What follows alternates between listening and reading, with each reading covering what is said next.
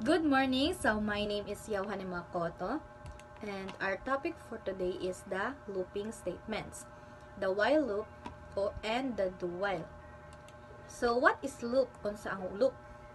A loop is a programming construct that allows you to repeat a block of code multiple times. The repetition continues until a specific condition is met or no longer met. So ang loop kuno is hunahuna-una to nga mura siya kanta bitaw nga in gi-repeat mode nimo. So magbalik-balik ra ang kanta. So para sugyapon siya sa loop nga magbalik-balik siya until ang condition is dili na tinuod. And then gamiton nimo siya para di na ka magbalik-balik og type. Di ba? And then next dirita sa while loop. So what is while loop? The while loop executes a block of code as long as a given condition is true. So ang while loop kuno is una siya mo check sa condition. Kung true, mo run ang code. And then kung false, wala siya buhaton. So this is the syntax of Python in while loop. So while loop, while, and then ang condition, and then diri na dayon code block to execute as long as condition is true. So example, print, this is a while loop. And then ang sa Java naman is while, and then naa sa sulod sa open and close parenthesis ang condition, and then naa po siya curly braces. Dito sa sulod sa curly braces is sulod ang imong code. And then the system out print line, this is a while loop. So how it works?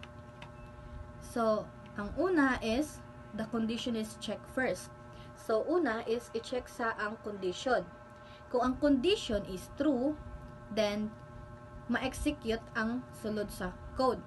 And then kung false naman is wala siya'y buhaton para sa kung giingon ganina. So after niya ma-execute ang iyang code, ang condition is i-check na pod o true. So kung true na pod ang condition nga iyang gi-check, is mura na pod siya. Hangtod sa ang condition is matunong sa false. So naa ko gi-example diri nga Python sa while loop. So for example is na ako'y value diri ay variable nga count, and then the value is 1. So while count is less than or equal to 5, print counting plus count nga 1 the value, and then the count is plus equal 1. So unsay nahitabo dito? So ang count equals 1 is mag-start ang count sa 1.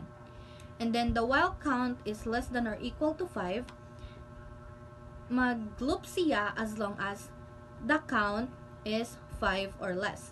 So the count plus equal 1 adds 1 every time the loops run. So mag-add per mi og 1 kung mag-run na ang loop. So kung ang count is mag-6 na siya, dili na siya mo gawas. And then mo stop na siya sa 5. So the output will be counting 1, counting 2, counting 3, 4, 5.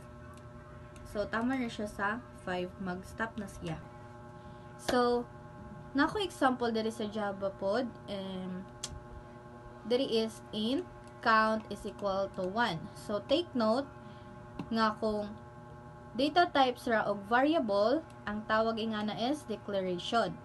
And then kung variable naman og value, ang tawag ingana is assignment. And then kung kaninang tulo ang iuban, ang tawag naman ana is initialization. So while para sa kung giingon ganina nga isulod ang condition sa open and close parenthesis pag sa Java. So naa diri ang atong declaration, which is ang count is less than or equal ba daw siya sa 5. And then system out print line counting plus count. And then ang atong count is i-increase nato siya. So unsay nahitabo? So ang nahitabo is nag-initialize tag count int count is equal to 1. And then the while loop works just like in Python. It loops like the condition is true. So, ang while is mag-loop siya as long as ang condition is true. And then sa count plus plus naman, kaning count plus plus sa ubos, is ang pasabot ana is mag-add siya permi kung mag-add siya permi if mura na pod otro ang code, ang code. So for example, so 1. Pagkahuman niya og run, i-check naman pod otro ang condition kung true ba. So kung true, mag-add siya. Hantod sa mag-add, hantod ma-false na ang condition. So unsay output niya? So the output will be counting 1, counting 2, counting 3, counting 4, until counting 5. So, kung mag-counting 6 na siya is, dili na mo appear ang counting 6 kay tama na siya sa 5. Kay para sa kung giingon ganina, kung false na ang condition is, mo-stop na siya. So, tama naman ta sa 5, nga atong sa atong condition ganina is tama na siya 5, so mo-stop pa siya, tama na po siya sa 5. So, let's proceed sa next topic na to, which is ang do-while loop. So, what is do-while loop? The do-while loop is similar to the while loop, but with a key difference. The code inside the loop executes at least once, regardless of the condition. So, if the while loop is i-check niya una ang condition kung true ba adisir mo run, ang do-while naman is buhaton niya una ang code before niya i-check ang condition. So, maka-check siya bisan ang condition is natunong sa false. So, naay syntax diri sa Python sa do-while. So, naara siya. So, ang Python is wala siya built-in nga do-while. Ang iya lang is while true. So, na diri while true, the code block to execute, and then print, this is a simulated do-while loop, and then if not, tapos ang imong condition, and then break. And then, naa naman ang syntax sa Java. So, do-while loop syntax in Java. So, naa siya do-while nga built-in. So, do, and then the curly braces, which is sa sulod na to i-execute ang code. And then, sa gawas na dayon ang while. And then, sulod sa close and open parenthesis ang imong condition. So, nako example sa do while sa Python. So, para sa kong giingon ganina nga walay built-in nga do while ang Python, ang atong gamiton is while true. So, while true, print hi, and then the variable nimo is again, and then input, which is mga yuog, input user, and then do you want to see this again? Yes or no. If again, or ang kaning imong variable nga gi-input sa user, or kaning input sa user is that lower means bisan pag naka-uppercase ang iyang gi-type sa user is mo ubos siya pag dawato na siya sa system. Is not equal to yes, break na siya. So, if ang gi-input sa user is dili daw equal sa yes, mo break na ang code. So, i-execute na to ni siya ang mugawas. So, ang mugawas is hi, and then mo input ang user. Pag input sa user, and then ang mugawas is yes, mubalik na pod siya print og hi, and then do you want to see this again na pod. And then mo breaker siya kung ang gi-input sa user is no.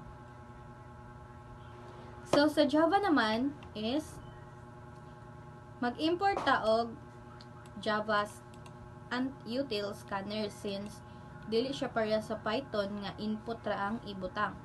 So magbutang taog import java.util.scanner, and then sa ubos is panganlan nimo imong scanner. So example na lang nato sa tong scanner is input equals new scanner open parenthesis system.in close, and then ang atong variable is again. So there is ang atong variable is again, and then ang atong data types is string. So parehas sa akong giingon ganina, kung data types ra og kaning variable ang mag-uban, ang tawag ani is declaration. So nag-declare ta diri nga ang atong variable is string kuno. And then do the curly braces, which is diri isulod ang imong code. And then the system out print line hi, the system out print line print, do you want to see this again, yes or no? And then there naman nga part nga kaning again is equal to input that next line. So ang pasabot ing ani is ang program mo ingon nga sige user isulat ko noon sa gusto nimo, tapos kuhaon nako tanan nimo gisulat hantod mo pindot ka og enter. Butang nako sa variable nga again. So tanan kuno nga is i-enter sa user is mabutang sa variable nga again. And then sa gawas anang body, which is ang curly braces, naa diri ang while. Tapos naa diri ang condition nga again. And then sa gawas ing anang body, which is the curly braces, nakabutang ang while. And then open and close parenthesis, again that equals ignore case yes. So kung ang enter taraw, ang enter kuno sa user is yes, magbalik-balik ang code. So magbalik na po niya ang do you want to see this again?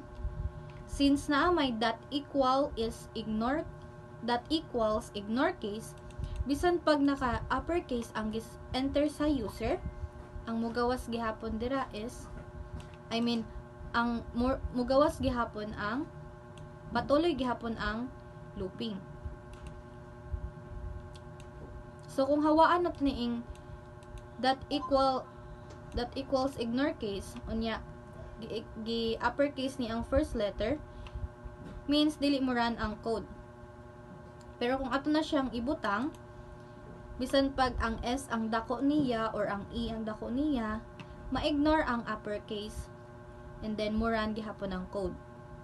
And then pagkahuman ana is i-close na nato ang atong scanner. Naara din diri ang input dot close. So means gi-close na nimo ang scanner.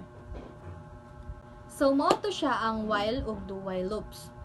More siya sugong nga balik-balik buhaton pero na differences kung kano sa i-check ang condition.